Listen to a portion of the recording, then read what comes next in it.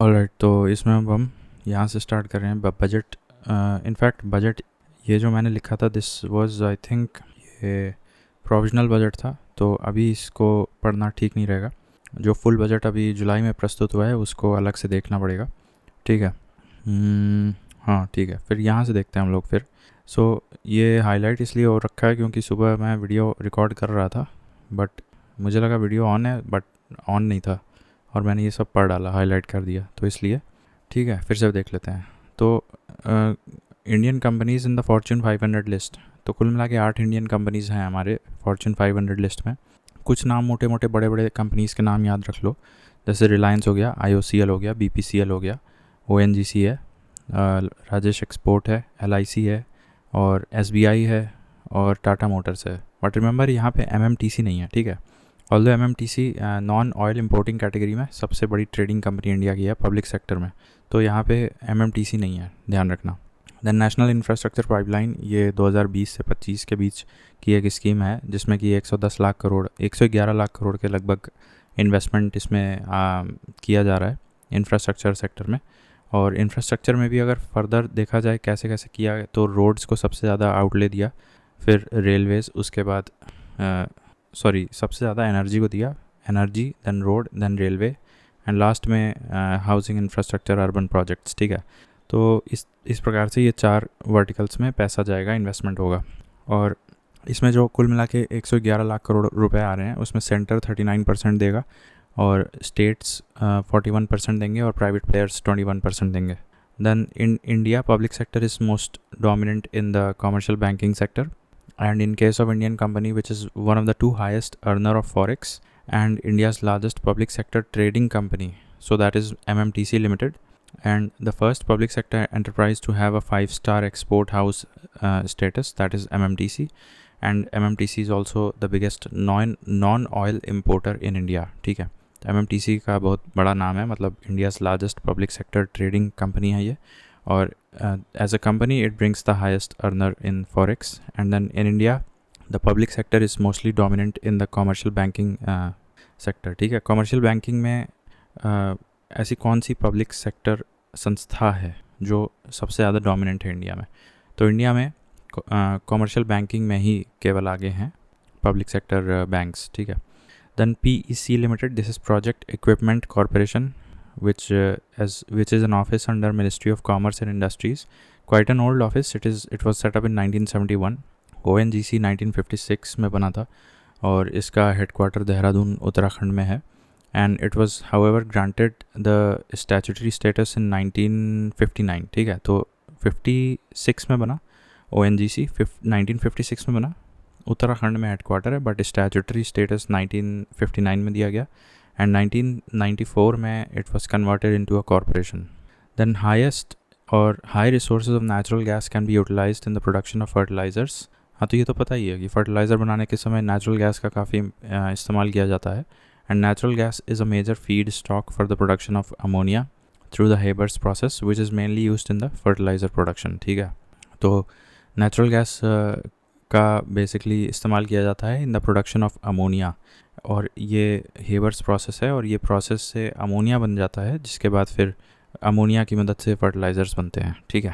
Then paper manufacturing industrial hubs की बात करें तो 3 जगह नाम याद रखना है, हरियाणा में यमुनानगर, गुवाहाटी, और महाराष्ट्र में Ballarpur.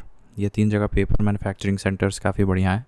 Then India is second largest consumer and producer of nitrogenous fertiliser in the entire world, मतलब फर्स्ट पे नहीं है, second largest consumer as well as producer of nitrogenous fertilizer in the world.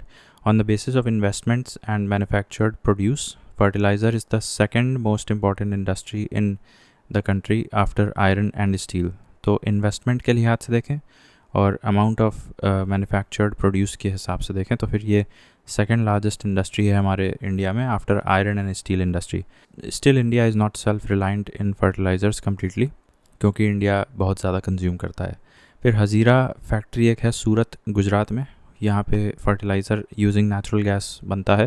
Then oldest large scale industry of India, कोई एक ऐसी industry है जो बहुत पुराने समय में बहुत लार्ज स्केल इंडस्ट्री है और आज भी है, तो फिर वो कॉटन टेक्सटाइल्स इंडस्ट्री है। And the first industry to develop in India was cottage industry, highest production of mill made cotton cloth, mill made cotton cloth में सबसे आगे कौन सा राज्य है? गुजरात।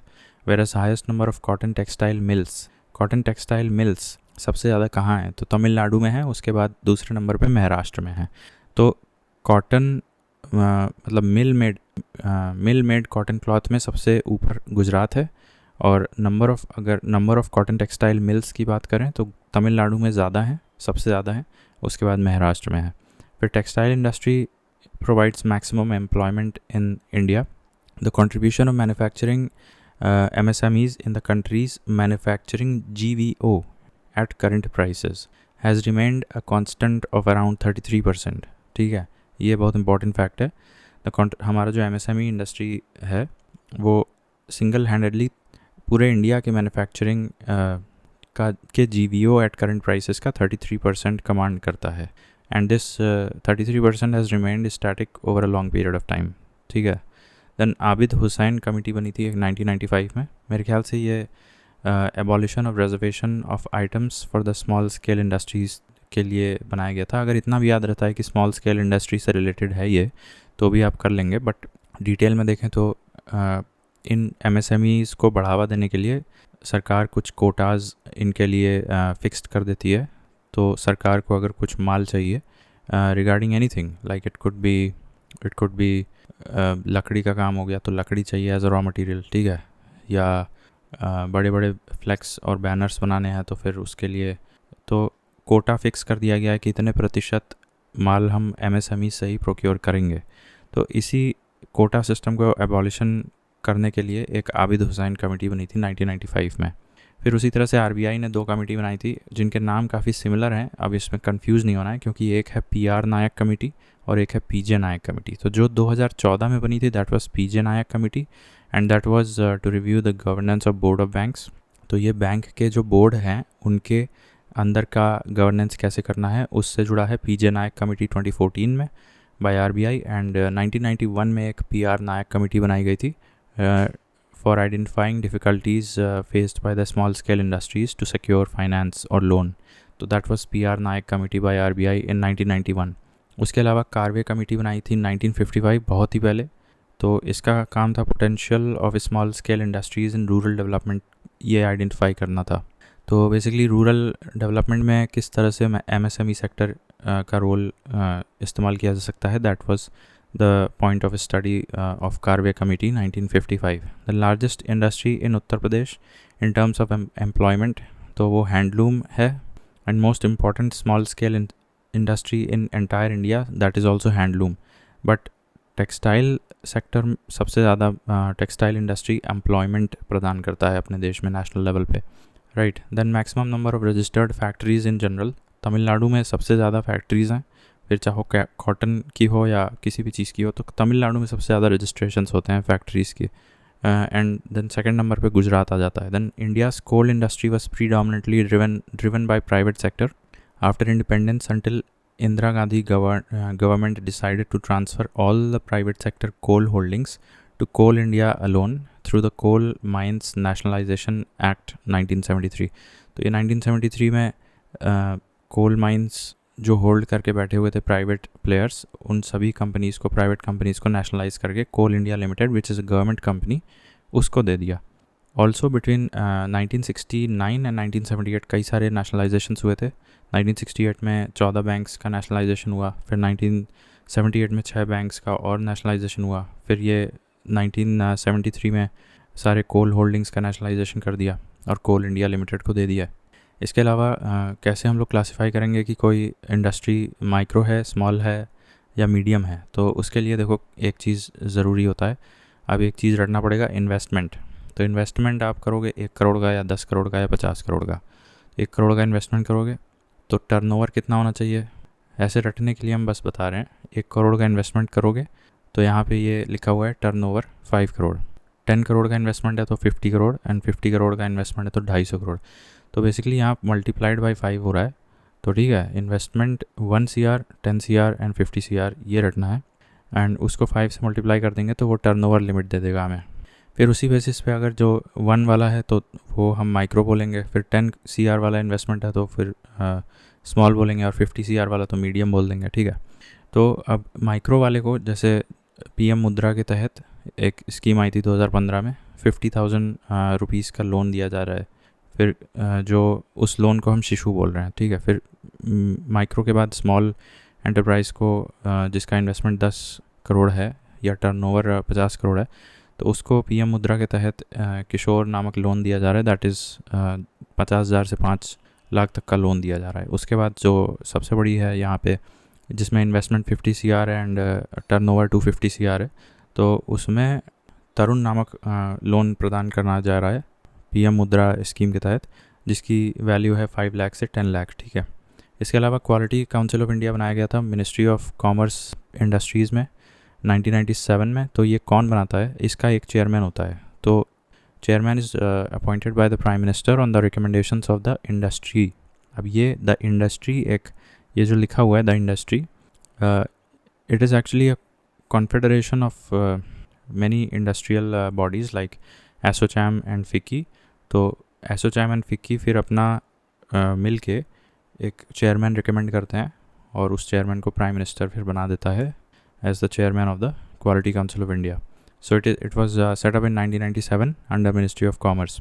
फिर हमने देखा था MRTP एक्ट, ये अभी तो रिप्लेस कर दिया गया है कॉम्पिटिशन एक्ट 2002 से। MRTP basically monopolies restrictive trade practices act 1969 में आया था to curb monopolistic trade practices by some private corporations. उसके जगह कॉम्पिटिशन एक्ट आ गया एंड कॉम्पिटिशन एक्ट को ले आया गया था on the basis of Raghavan committees recommendations. तो ये नाम इंपॉर्टेंट है। फिर मिनिमम वेजेस एक्ट आया 1948 में और इंडस्ट्रियल रेगुलेशन एक्ट आया था 1951 में और फेरा तो 1973 में, ट्रेड डिस्प्यूट्स 1929 में। और उसमें यह लिखा था कि द स्ट्राइक्स आर प्रोहिबिटेड और लॉकआउट्स और are prohibited without notice in public utility services, ठीक है। फिर ये लाइन एक लिखी थी जो हमें समझ में नहीं आई थी, इसको छोड़ दो। 2 इंडेक्स बता रहे हैं, इंडेक्स ऑफ 8 कोर इंडस्ट्रीज़ और इंडेक्स ऑफ इंडस्ट्रियल प्रोडक्शन। तो जो आसान है पहले बता दें, index of industrial production is released bye NSO, ठीक है। और ये हर महीने निकाला जाता है और इसका जो IIP का जो बेस ईयर है that is 2011-2012, right. Then index of 8 core industry की बात करें तो that is released by DPIIT और उसका जो ट्रिक है उसका ये है कि मतलब उसमें जो वेटेज दिए हैं सबसे ज़्यादा से सबसे कम, तो ये ट्रिक है बट इसको मैं बोलूँगा नहीं, आई विल नॉट रिकमेंड। बस आप ऐसे इनिशियल से याद करो PES। तो PES stands for petroleum, E for electricity and S for steel. फिर COCR, 2 भाग में तोड़ो, COCR। तो CO stands for coal and CR stands for crude oil. और उसके बाद NAT that is natural gas, ठीक है। और उसके बाद सीमेंट एंड देन फर्टिलाइज़र्स। तो इसका निमोनिक बेसिकली यही था कि pest for cockroach can not cement fertilisers, ठीक है। तो ये निमोनिक था इस जिसमें कि PES कैरेक्टर्स हैं, देन COCR हैं, NAT है और फिर सीमेंट एंड फर्टिलाइज़र्स तो वैसे का वैसे लिख दिया है, ठीक है। अब हाँ, एक चीज़ बताना भूल गया कि share of industry in India's GVA ये 25 से 30% है। इंडस्ट्री का GVA 1/4 मोटा मोटा याद रख के चलो, मतलब जितनी भी इंडस्ट्रीज़ वगैरह हैं हमारे यहाँ पूरे इंडिया में, तो उनका कितना GVA है पूरे इंडिया के GVA में हिस्सा, तो दैट इज़ 25% to 30%। उसके बाद ये है, इसमें देखो ये लेबरर्स जो हैं अनस्किल्ड और सेमी स्किल्ड और स्किल्ड, ये वर्कफोर्स जो होती है, तो उत्तर प्रदेश के लिए ये लिख रखा है मैंने। उत्तर प्रदेश में मिनिमम वेजेस वाला टेबल है। सो अब देखो बिल्कुल ही अनस्किल्ड है अगर, तो पर डे का 395 रुपीज़ है। अभी तो ये डेटा पुराना हो गया है। फिर सेमी स्किल्ड है तो ये 434 रुपीज़ है, स्किल्ड है तो फिर 486 या 487 मान लो। अभी पर डे का नहीं पूछते हैं बट फिर भी बता दे रहे हैं। अगर स्किल्ड है तो 487 है, अगर सेमी स्किल्ड है तो 434 है और अनस्किल्ड है तो 396 के आसपास है। बट सवाल पूछता है मंथली, ठीक है। तो अनस्किल्ड का महीने का आप पकड़ सकते हो 10,200 रुपये और सेमी स्किल्ड का हो गया 11,300 और स्किल्ड का हो गया 12,600, ठीक है। तो मोटा मोटा 10,000 से लेके 13,000 के बीच में ये हॉवर कर रहा है। बिल्कुल कम हो गया आपका 10,200, फिर 11,300, फिर 12,600।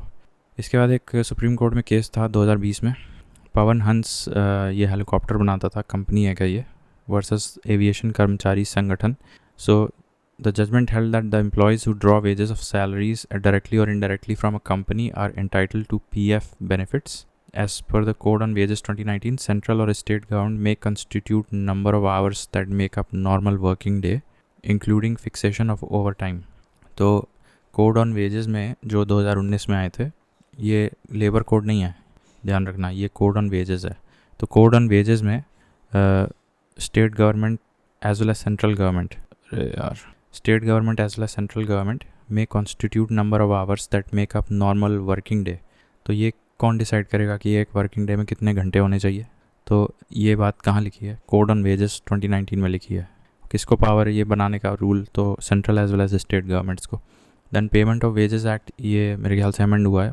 सो 2017 में अमेंड हुआ था, बट अभी ये भी इम्पोर्टेंट नहीं है बिकॉज फिर कोड ऑन वेजेस आ गया था इसके बाद.